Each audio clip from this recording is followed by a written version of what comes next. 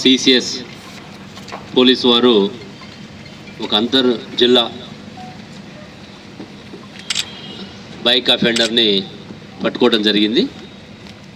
సుమారుగా 17 లక్షల విలువ కలిగినటువంటి 12 హై ఎండ్ బైక్స్ ఇక్కడ డిస్ప్లే చేయడం జరిగింది. మీరు చూస్తే కనుక అన్నీ ఒక షోరూములో ఉన్నట్టే ఉంది. ఇది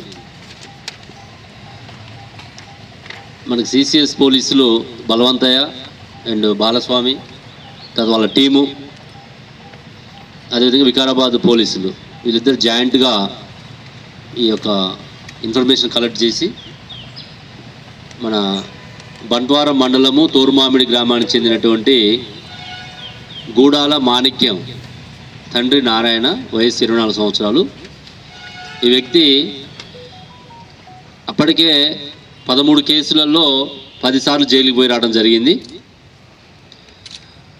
గతంలో మొయినాబాద్, మియాపూర్, శంకర్పల్లి, మాదాపూర్, నార్సింగ్, గోల్కొండ, కేబిహెచ్పి, పటాన్చెరువు, కొండాపూర్, సదాశివపేట్, సిద్దిపేట, ఖమ్మం, జిఆర్పి వీటన్నిటిలో కూడా గతంలో కేసులు అయినాయి. ఇతను ఎక్కువగా ఈ బైక్స్ ఇంతకుముందు మెకానిక్గా పనిచేసినటువంటి అనుభవంతో ఆ హ్యాండిల్ లాక్ను కూడా దాన్ని తీసేయడము, ఆయనకున్నటువంటి ఆ నాలెడ్జ్ని ఉపయోగించడము చేసి గతంలో అరెస్ట్ అయ్యి కూడా జైలు పోయి రావడం జరిగింది. మరి ఆ కేసులో కూడా స్టేటస్ ఏందనేది కూడా మేము తెలుసుకుంటాం. అందులో కూడా ఏమైనా ఇంకా ట్రయల్స్ ఉంటే ఈ ఇన్ఫర్మేషన్ కూడా కోర్టుకి సబ్మిట్ చేసి అందులో శిక్ష పడ్డట్టు చూస్తాం. అది కాకుండా మన దగ్గర రీసెంట్గా మనకి వికారాబాద్లో కూడా ఒక కేసు నమోదైంది. అది బుల్లెట్ అనుకుంటా. ఒక బుల్లెట్ని ఇక్కడ థెఫ్ట్ చేయడం, దాని తర్వాత అక్కడక్కడ దాదాపు మనకి ఇక్కడ ఈ 12 కేసులలో కూడా మనకి రామచంద్రాపురం, దుండిగల్, పటాన్చెరువు, కేబిహెచ్పి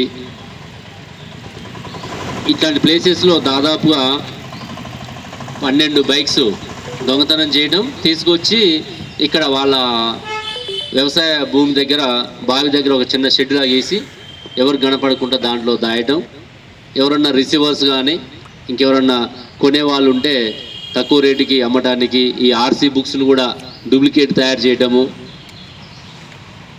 ఇట్లాంటి ₹1,00,000 ఉన్న వాటిని 10,000కి 20,000కి అమ్మే ప్రయత్నం చేయటము.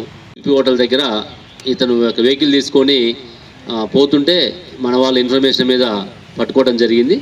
అతన్ని ఇంట్రాగేట్ చేసినప్పుడు మనకి ఈ గతంలో చేసినటువంటి నేరాలు వాటి యొక్క వివరాలు చెప్పడం జరిగింది. దాదాపుగా ఇందులో royal Enfield bullets 3, R15 Yamaha 2, Bajaj Pulsar 220cc 3, Bajaj Pulsar 150cc 3, Honda shine 150cc ఉన్నది 1. ఇట్లా టోటల్గా మనకి 12 బైక్స్ సుమారుగా 17,30,000 వర్త్ ఈరోజు రికవర్ చేయడం జరిగింది. అంటే మన వికారాబాద్ జిల్లా పబ్లిక్ కూడా మా రిక్వెస్ట్ ఏంటంటే ఇట్లాంటి నేరస్తులు మన చుట్టుపక్కలే ఉంటారు. మనల్ని నమ్మించి మనం ఈరోజు ప్రతి ఇంట్లో కూడా బైక్స్ ఉన్నాయి. ఏదో పని మీద అవసరం నిమిత్తం పోతుంటారు, షాప్ దగ్గర పెడుతుంటారు, ఇంటి బయట పెడుతుంటారు, పార్కింగ్లో పెడతారు. ఇట్లాంటి నమ్మబలికి వాటిని హ్యాండిల్స్ బ్రేక్ చేయడము, డూప్లికేట్ కీస్ తయారు చేయడము, ఆర్సీ బుక్స్ డూప్లికేట్ తయారు చేయడము, ఇట్లాంటి వాళ్ళు ఉంటారు. కాబట్టి మీరు కూడా అబ్జర్వ్ చేస్తుండాలి. అదేవిధంగా సీసీ కెమెరాలు కూడా ఎక్కువ మొత్తంలో పెట్టించుకోవాలని చెప్పేసి మనం చెప్తున్నాం.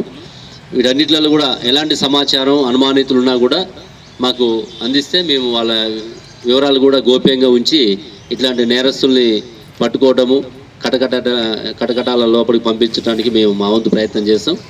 మరి ఇందులో పనిచేసినటువంటి బలవంతయ్య ఇన్స్పెక్టర్ గారు, బాలస్వామి గారు, సిబ్బంది చెన్నయ్య గౌడ్, గోవింద్, అంజయ్య, కృష్ణారెడ్డి, రాఘవేంద్ర రెడ్డి, అంజప్ప, సత్తయ్య, రామకృష్ణ వీళ్ళందరూ కూడా నేను ప్రత్యేకంగా అభినందిస్తూ వాళ్ళకి ప్రత్యేక రివార్డ్స్ కూడా ఇవ్వడం జరుగుతుంది. మరి సిసిఎస్లో ఫస్ట్ టైం నేను వచ్చిన దగ్గర ఇక్కడ అంటే గతంలో టెంపుల్ అఫెండర్స్ కూడా పట్టుకున్నారు.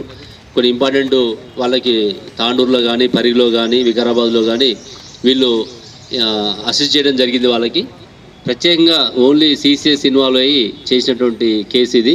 కాబట్టి నేను ప్రత్యేకంగా అభినందిస్తూ ఇంకా అన్డిటెక్టెడ్గా ఉన్నటువంటి జిల్లాలో కేసుల మీద కూడా దృష్టి పెట్టి సీసీఎస్ బలోపేతం చేయాలని చెప్పేసి కోరుతూ వాళ్ళని ప్రత్యేకంగా అభినందిస్తున్నా.